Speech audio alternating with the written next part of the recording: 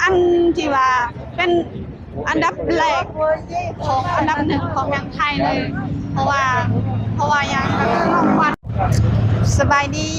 PPFC ฝั่งไทยฝั่งลาวนะคะ เจอกับน้องขวัญอีกแล้วเด้อตอนนี้น้องขวัญอยู่ที่สะพานตากสินดูทุกคนสะพานเข้าไม่ได้เลยนะคะทุกคนสะพานไม่มีที่เดินเลย24 นาทีตอนนี้หนาแน่นมากแล้วเราก็ไม่ได้มาแค่คนเดียวนะคะ เรามากับพี่แล้วก็ลุงมนนะคะสบายดีลุงมนสบายดีวันนี้เราได้เจอกันครั้งแรกเนาะFC น้องขวัญสาวสวรรค์เขตเนาะเจ้าเนาะเพิ่งมาเห็นหน้ากันครั้งแรกเจอกันครั้งแรกเพิ่นรอกวนให้คลิปอีกได้คนเนาะตัวจริงเนาะลุงมนอีกแล้วบาดขยันเห็นคลิปพ่อรายการไอ้พี่เตอร์คนหล่อสบายดีสวัสดีครับสีน้องขวัญคนสวยจ้ะเขินวันนี้ทำมายังไงต้องเป็นตามอาเจนดาเปิดเน็ตเอานำเอามันก็เป็นสบายดีน้องมิมี่วันนี้ครับสบายดีไอ้กิแหลงได้แหละกับบ้านวันนี้ทำมายังวันนี้ทำมายังกันเขาดาวว้ายส่งท้ายปีเก่าต้อนรับปีใหม่จ้าโอ้ยเขามาส่งท้ายปีเก่าต้อนรับปีใหม่อยู่ที่สะพานตากสินเนาะแมนแต่ว่าเยอะมากคือแบบคนหลายเนาะคนหลายเลยเห็นอยู่เนาะเดี๋ยวน้องควันสิพาไปเบิ่งบรรยากาศกันเนาะว่าสิเป็นจังไดเนาะโอเคจ้าเดี๋ยวเราไปเบิ่งบรรยากาศกันเลยจ้านี่คือบรรยากาศที่อยู่สะพานตากสินนะคะเบิ่งคนคือแบบหลายนะบอกได้เลยว่าคือเป็นอันที่ว่าเป็นอันดับแรกของอันดับหนึ่งของเมืองไทยเลยเพราะว่ายังน้องควันจากเมืองมาถ่ายนี่ก็คือครั้งแรกเนาะทุกคนเป็นครั้งแรกที่น้องควันได้มาคนคือลายกระดอกกระเดียดโคตรได้สิไทยได้เนี่ยทุกคนลายนี่ฟังนากระเต็มเลยแม่นฟังนากระเต็มเลยอ่ะแล้วมาเที่ยงคืนในคนปิดถนนนี่นะว้าวสุดยอดทุกคนสุดยอดดีเขาจะมานั่งขากันบอกว่าเพิ่นว่าตัวเนาะก็คือมากันแบบหลายแห่ง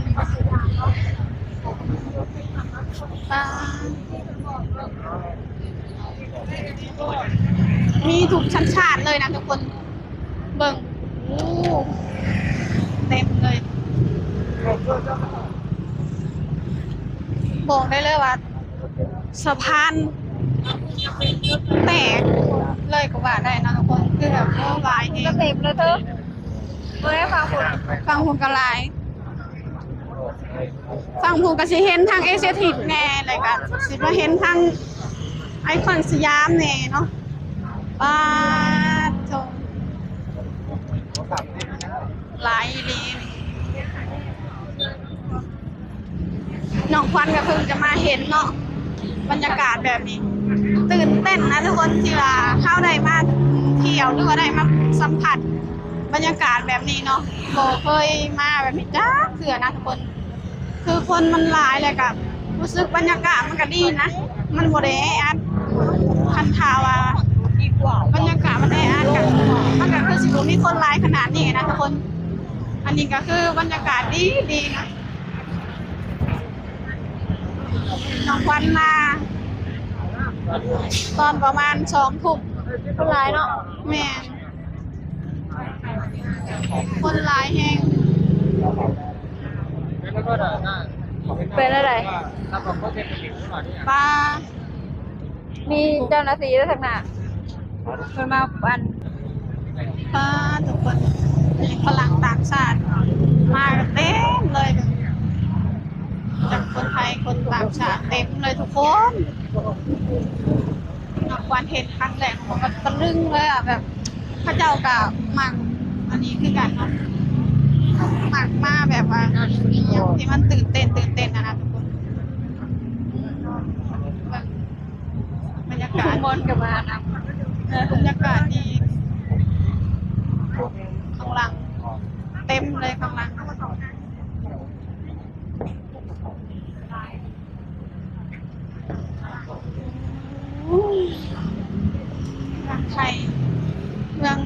รับไหลล่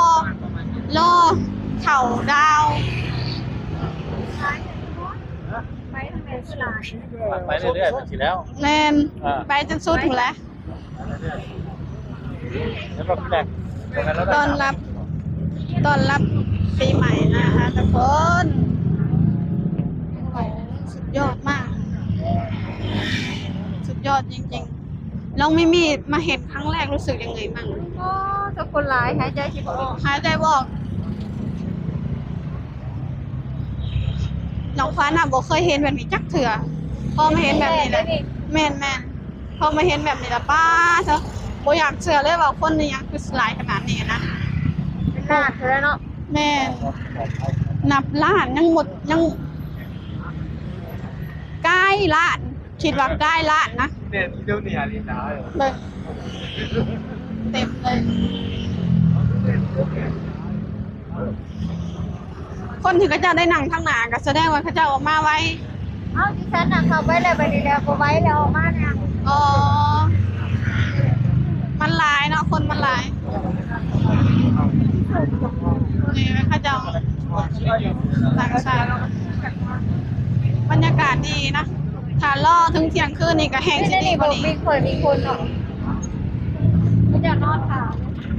เขาเจ้านอน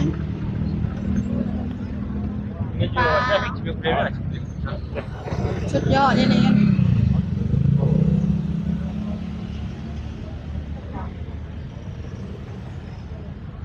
คนหลายคักเดี๋ยวใกล้สิถึงเที่ยงคืนเพิ่นก็สิปิดถนนอะไรก็สิบ่มีรถวิ่งเลยเนาะบัดนี้เนาะ มันจะเป็นถนนบ่ ก็น่าจะปิดนะน่าจะปิดนะหรือว่าจังได๋แหละบ่แน่ใจ ปิดแล้วบ่คันบ่ปิดก็คือสิแล้วเนาะ แม่น มันติดขัดกันเนาะรถหลายคนหลายเนาะ เดี๋ยวมันสิเกิดอุบัติเหตุเนาะถ้าใครอยากมาก็มาได้นะ ตอนนี้คนกำลังมากันหลายเบิ่งทุกคนคือมีรถพิเทสนี่คือสิวิ่งจนฮอดตีสอง เทสก็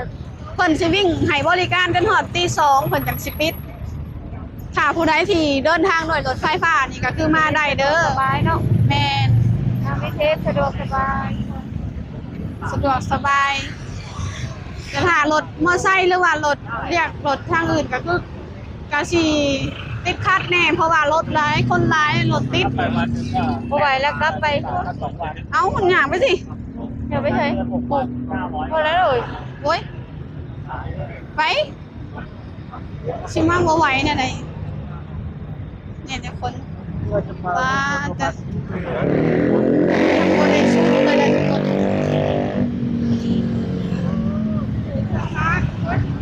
ยังบ่ได้สุดนะยังอีก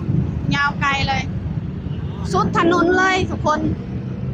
สุดถนนเลยที่ว่าเขาเจ้ามาเบิ่งขู่กันขู่เต็มเลยคือสิคึกคักขนาดอยากเห็นตอนที่ว่าเพิ่นจุดผูได้เนาะมันสิขนาดไหนเนาะเบิ่งป้าดเนาะสุดยอดเลยทุกคน พอแล้วไปกลับ เอาคือสิไปกลับไป กลับบอสหรือไปต่อ กลับไปรถแล้ว เออ ไปพอแล้ว ชุด คนหลายนี่ จังนาทีเลยค่ะ เอ๊ะ ย่างบ่ไหวเนาะเดินกลับก่อนย่างบ่ไหวเดินกลับก่อน มันไกลเนาะทุกคน เดินทางก็ค่อนข้างที่จะยากแน่เพราะว่ามีรถสวนไปมาอีกอย่างก็ไกลพร้อมก็คอยระมัดระวังความปลอดภัยของตัวเองนี่แหละเนาะทุกคนเนาะโอ้โหนี่เห็นบนเขา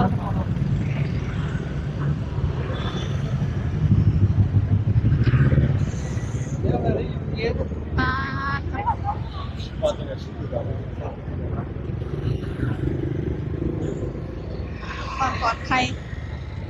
ทุกคนพระเจ้านั่งรอพระเจ้านั่งรอกันเต็มเลย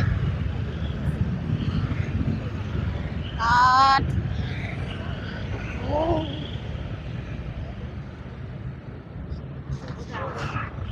รอด ยอด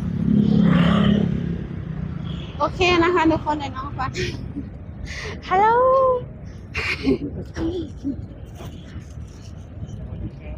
เอาสวัสดีค่ะ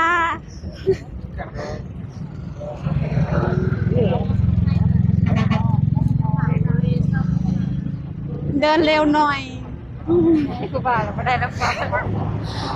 ที่เขาทักทายอยู่เมื่อกี้ เป็นงานไหนที่เหมาะไหม